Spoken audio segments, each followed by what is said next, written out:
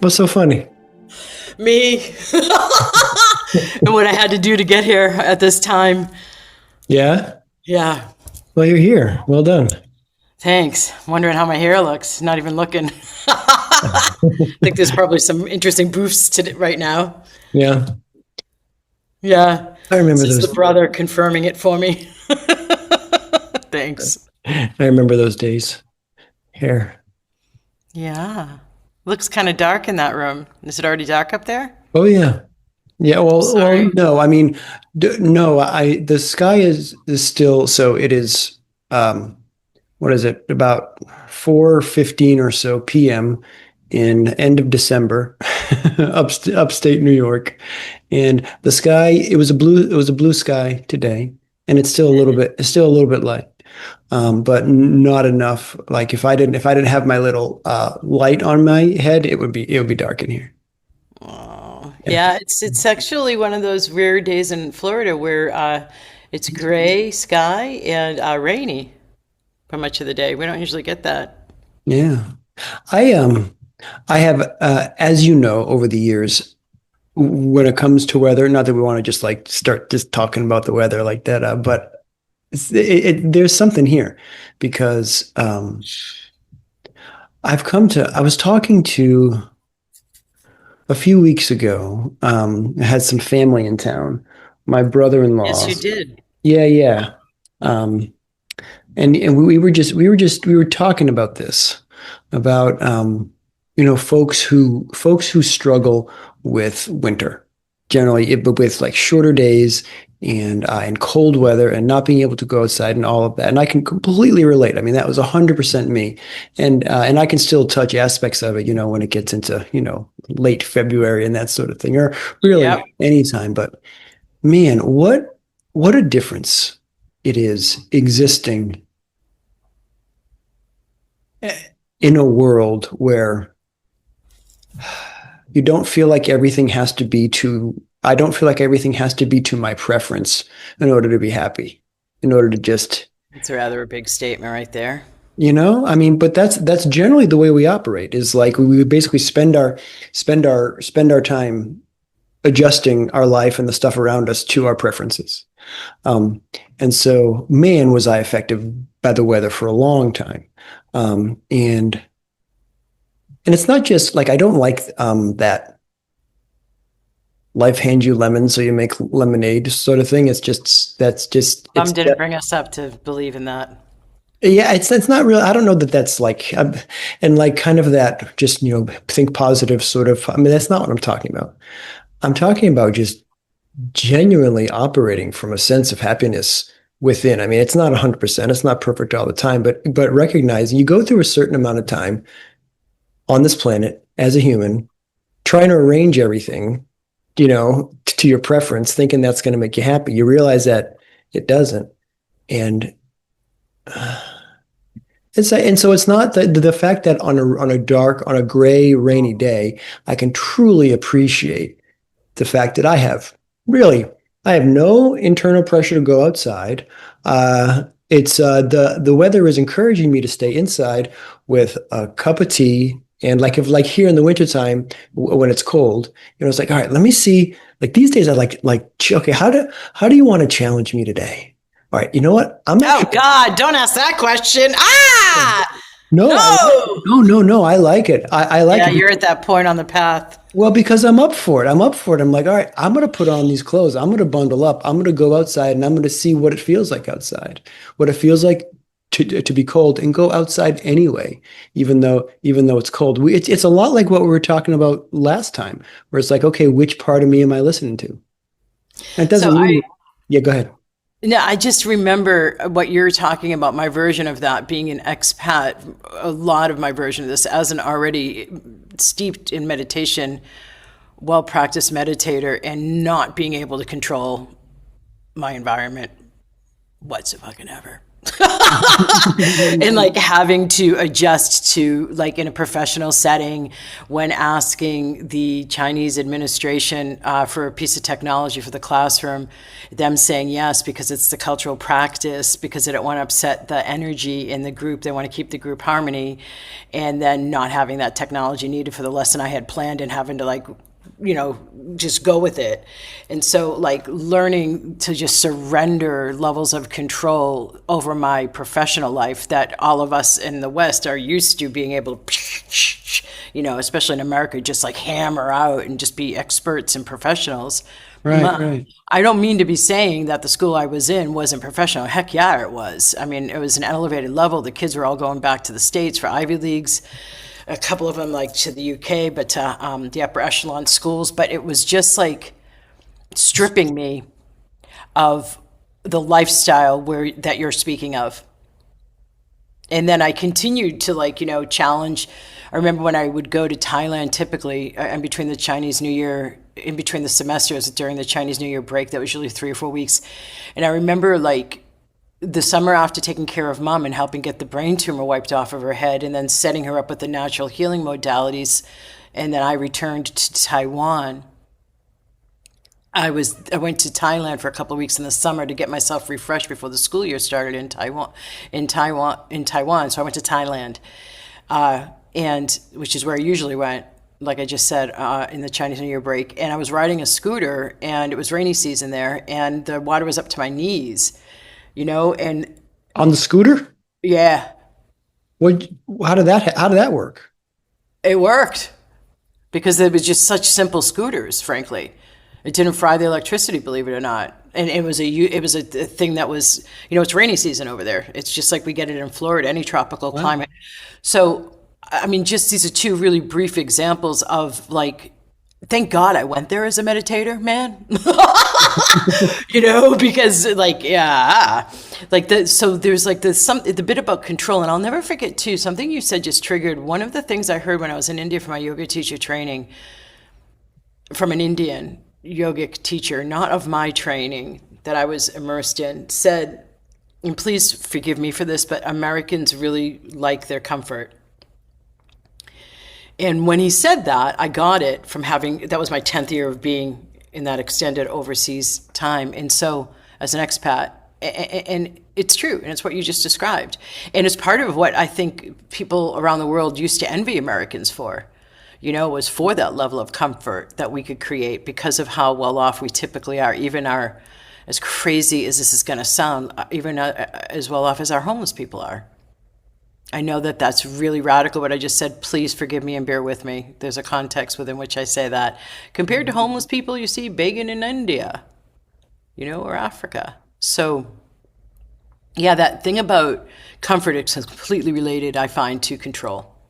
And so the more we work on ourselves and our ego mind, and we wind back the control, the need for control, the seeing that what we can control and what we need to leave to the wayside, but to influence with our perceptions, that becomes the next level. And so when you talked about, like, that question of how else are you going to challenge me today, I remember, like, being in that phase of the spiritual path, and I've had that so extensively. Like, if you think of the image of a wet towel and you have to, like, wring it out of every little last bit of water, that's what it feels like my life was for quite an extended amount of time.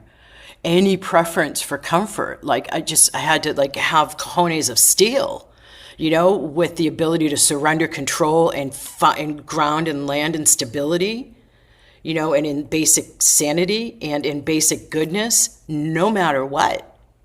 Even as the world was the opposite of what my mind expected it to be with its projections and its conditioning. Because, it was tipped upside down and inside and out. You just made me think about, because not to clarify, but just to think about this, when I said, like, like being challenged, and After what I just said, yeah, I bet you do. well, no, but where I'm going is, like, in being up for the challenge. I remember when I was learning the the energization exercises of Paramahansa Yogananda, which I've mentioned to you Yeah. many times and on this before. And that you love. Yeah. And just, well, but I mean, they're just, it's so interesting how they just level the subtle levels that they explore. Like right now, Subtle levels. So in interesting. particular, willpower, but we can go there later if we want to, but actually, no, but that's related to what I was thinking about because I'm not It is. talking about so when I was learning the routine, the exercises, and we're talking about because part of what they do is help develop willpower. But it's not when we think of especially here in America, especially in the West, as you were saying, when we think of willpower, we think of the term that my teacher used was grim determination. That's Mm. not what we're talking about here. We're thinking about instead of willpower, think about it as willingness.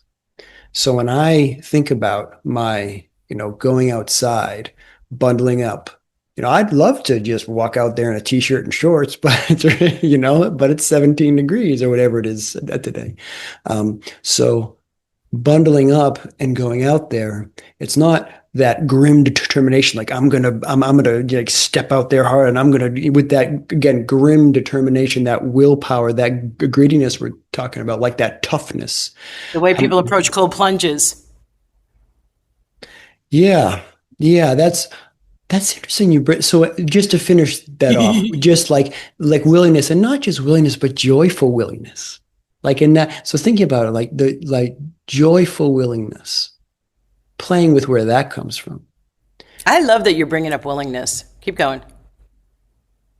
No, I'm good, but it was funny you mentioned the cold plunges because I do a little bit of that. Like I started doing like the cold shower bit. And to do that when it's really cold outside and like, and I think about it, but it's interesting to think about going. I think I do approach the cold shower like with that grim determination now that I think about it. So now that gives me something else to play with. Like, And if you had hair, so as I just come fresh out of the shower and have not had my hair done properly because I didn't have time and I have the things I talked about, like the boofs in different places that I wouldn't want the boofs really. it looks great, love. It looks Dude, great. thanks. I needed to hear that. Thanks for giving it to me 20 minutes in. You live in a household of girls. You should know better. Yes, you are. Uh, You're camera ready. And I love that green on you, by the way. Thank you. Yeah, the holiday spirit. And if I was properly, completely dressed, I would show you what the shirt said. It's one Alan got for me, our older brother. Uh-huh. Wicked smart. It's a wicked smart. There you go. I'd show. No, yeah, there you go. I like that one. I'm glad you don't have the wicked pissa on there. No, That's wicked smart.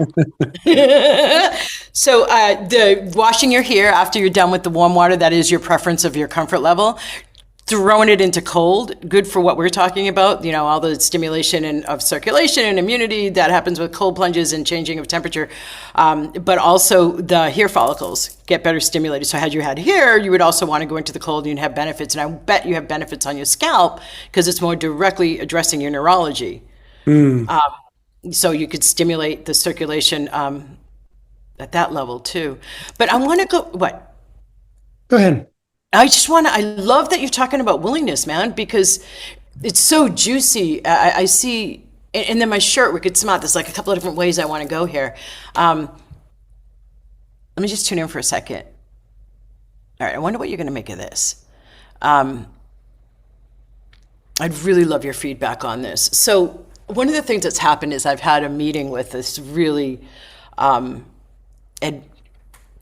lifelong seekers organization, people who've been on the path for decades and at all different levels of their progress and their evolution, but all approach from a spiritual perspective. And one of the things we were talking about is how people think when they see something written in copy on any of the socials or emails about this path, and like if you were to use the word manifestation, for example, how people think that they know what it involves, and so they close down to the word, or willpower, how they think they know, or willingness, like how they think they know this lesson or this teaching as a person who is starting the spiritual path and maybe even at an intermediate level, how when you see a term, your ego mind, the wicked smart egoic part of you that wants to be right, like almost clocks it with a check mark, like, yeah, I know about that.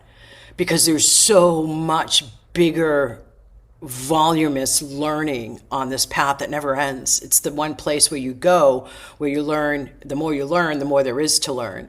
But one of the things that we were talking about that I have seen for years now, as spiritual awakening times have evolved in 2012 to where we are now, is people like think they know. And so I really want, that's why I'm wearing this shirt, frankly, because I really want to help remind. I mean, an example is this week in my mastermind call, my most advanced girl who's been with me the longest, who's gone over to the Glastonbury, England-based retreats, has done the Sacred Divine Feminine one in France and Spain and the Egypt one, the 2 new ones this year, like super advanced, 7 years.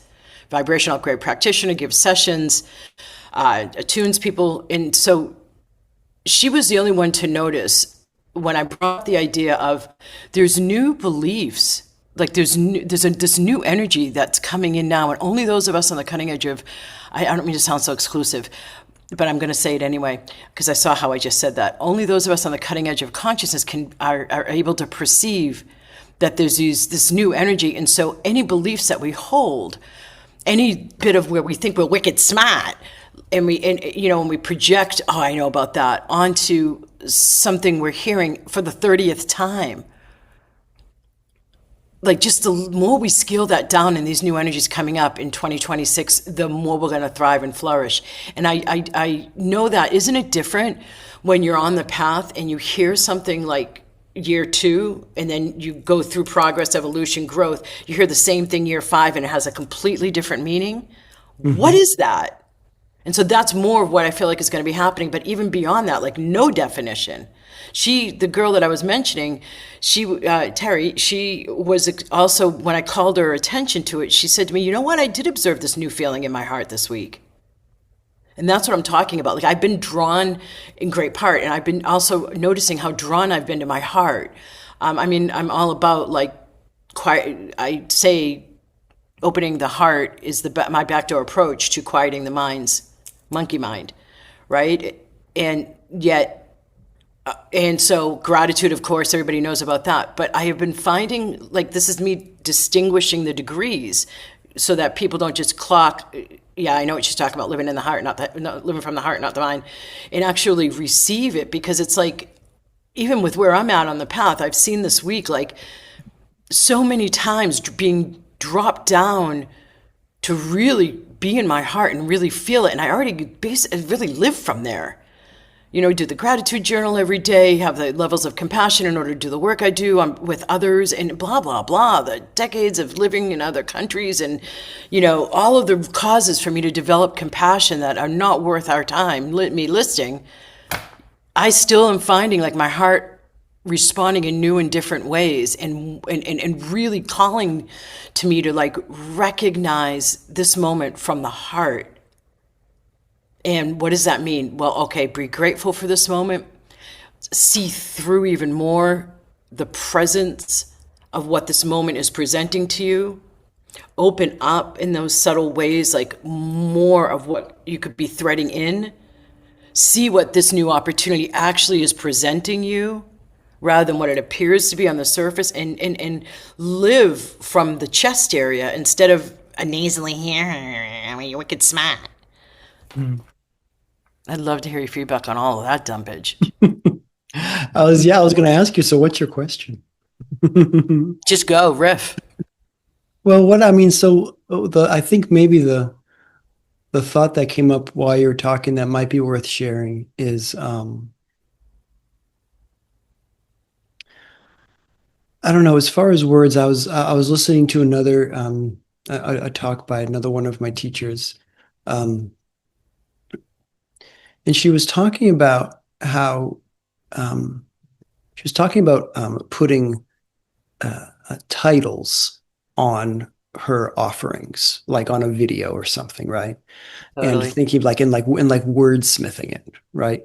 And thinking about how, because she was talking about a title that seemed like just really basic and obvious. Like she wasn't super happy with how and to put it in maybe in terms of kind of what you were talking about, like maybe it was too mainstream or too just too maybe too soft. Not and the word she didn't say this, but the word that comes to mind for me now is not clever enough. Like Yeah. that's what she came to. And then as she spoke about it more, she was saying that all of that not clever enough. All of that wordsmithing, all of that. And again, this is not what she said. This is what I'm saying now. All of that kind of focus on marketing, like to get folks' attention to listen to this or watch that, was all like you were just. It was all heady. It's all up here. It was all thinking about it. Whereas where the title that and it was because the title of the talk that she was giving was in her wordsmith mind too obvious, right? But it spoke exactly to what she was saying. Yeah. It was exactly right. There was absolutely nothing wrong with it. The only place that it became wrong was up here. And it's so easy for us to make everything just complex and hard and complicated. And really, um,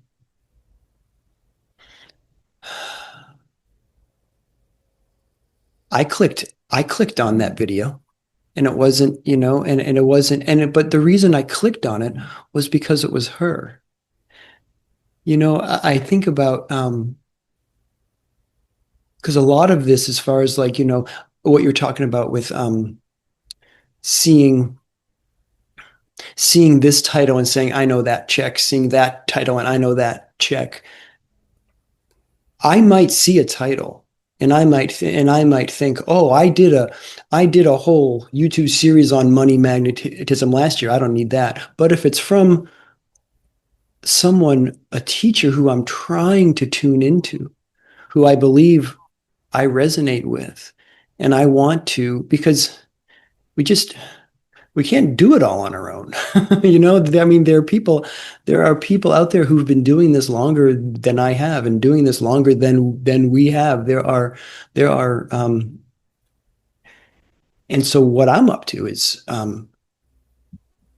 that's the kind of humility that I'm interested in, of just recognizing who is it, because there's an endless number of teachers we could go out there and learn from on the spiritual path. And there can be lots of interesting and potentially really helpful things out there too. But some kind of focus and where I resonate and what feels right, what makes sense to me, Feels what right. I can relate to is what's helpful. So I'm not really concerned. So if there's a teacher who I respect, who I want more of, who I want to tune into, I don't really care what she titles her her offerings. If it's like if I'm scrolling through her YouTube and I'm like, and I'm just like, I'm just going to go right here, and I'm on the cusp, Allison, right now. I think you might remember this because we're coming into like next week is Christmas. We're coming into we're already in just a really special time of the year, every year. And so this is a time where I started it. I guess it was actually just last year, so it's not like a long time thing, but last year I did like a pilgrimage on YouTube of like this one particular, focused, learning. That was brilliant. Yeah. And so I started another one last week along the same lines. And it's just, I don't really care what the title of her next thing is. I'm just going to watch it because it's next.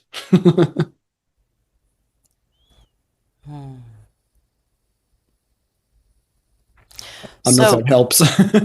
no, I just asked you to riff off of it, and you did. And it seems like if I heard you with accurate perception, you go by the person, the teacher, and if you've learned to develop trust and respect for them, then you'll look and listen to anything that they have. Not anything, but kind of. And so that's helpful, I think, to listeners. Like, what's one way to know where to focus because of the overwhelm? I was Yeah. listening to something recently, and I don't know, the person said there was this voluminous number that is eye-watering of how much data comes at us a day, how many posts are posts a day across all socials. It was ridiculous how much content daily is posted. But I feel like there's this newness coming in that, like, the more that we live in the when I did the Native American medicine wheel work in my late teens and early 20s, particularly when I lived out in California, but also down in Florida, I would go up to Georgia. There was this aspect of great mystery as there another way, and I've said this before to you, right? Like, it's another way to refer to great spirit, which is a way they call God. Mm. So I love the term great mystery because it's this inherent acknowledging of the power in not knowing. And that comes from our soil here on this side of the pond in North Yeah, there's a America. there's a lot over here. Yeah. And I feel like some I train vibrational upgrade practitioners to give silent sessions because that has always been my preference. Like, when I am channeling the light on for someone or on someone, I'm able to accomplish, and I shouldn't put it in air quotes, more when I'm silent because I'm out of the personality level self, and I'm able to move more energy and do more per my guidance of what, and then just sit there and solidly channel the light and flow it in a specific area. I train them too that the distance sessions are surprisingly strong, not to have the conclusion that you have to be in person to gain the more power. And after years of it, I came to understand, and I surprised myself by that being the case. And I express that surprise when I train them because what I came to understand is you're not dealing with like the social obligations of like, put your cat coat here, your hat here, your shoes here, how are you today, smiling, getting checked out about the wardrobe, them checking you out, making the social politeness and niceties that comes so much from us not being centered in ourselves, but in the social interaction with other. And so the distance sessions, the remote sessions, just don't have any of that. You can just get right down to the energy send. Yeah, and the thing about like a distance session, like it not being in person, if you really think about that, this is not so out there to wrap your head around. Because anybody who's ever had, I mean, I can talk about this two ways. One is, so we're coming up on Christmas, and I grew up a Jewish boy. I didn't have a relationship with Jesus until relatively You did. recently, right? Until I did, right? Until, until I do now. And so anybody who has a relationship with a divine source of any kind, whether it be Jesus or Buddha or anyone else, any of the great masters or saints, or whatever your persuasion is, whatever your inner religion is that you allow to express outwardly, there's a lot of distance theoretically, between me. I mean, as far as the physical presence, and anyone who's had. I mean, it took me. It's funny you mentioned mom earlier.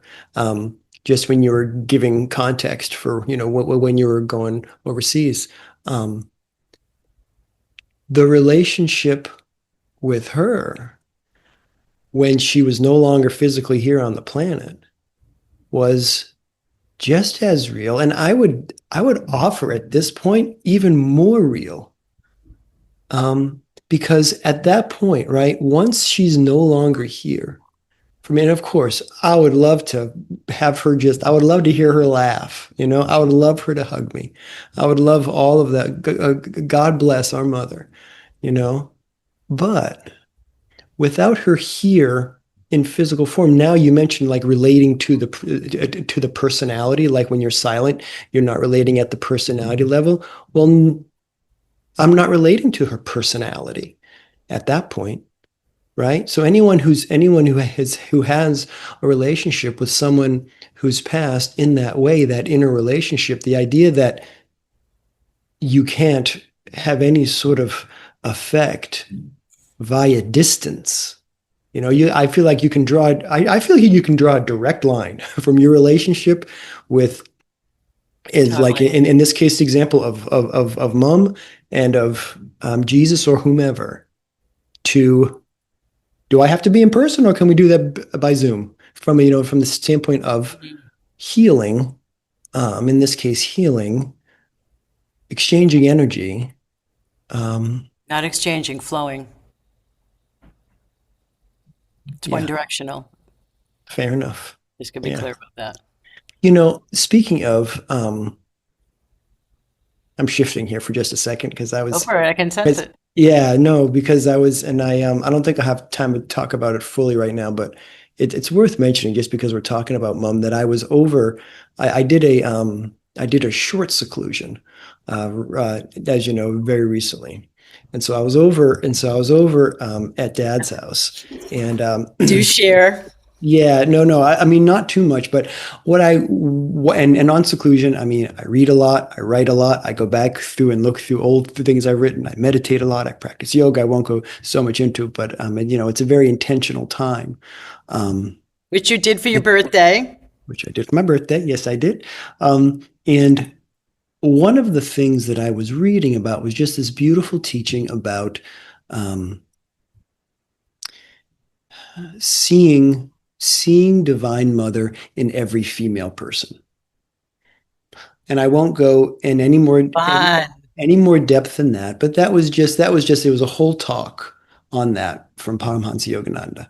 And so what I did after I was reading that and I did some meditation, I did some chanting, I was playing my guitar. I rediscovered my guitar while I was there. That was great. But I ended up afterwards, I stood up and I walked around the house and I took a picture with my phone of every picture of mom that's in that house. I've been there, done that. Yeah, yeah. So I started, Screensaver. and so I started thinking about Divine Mother in my mother.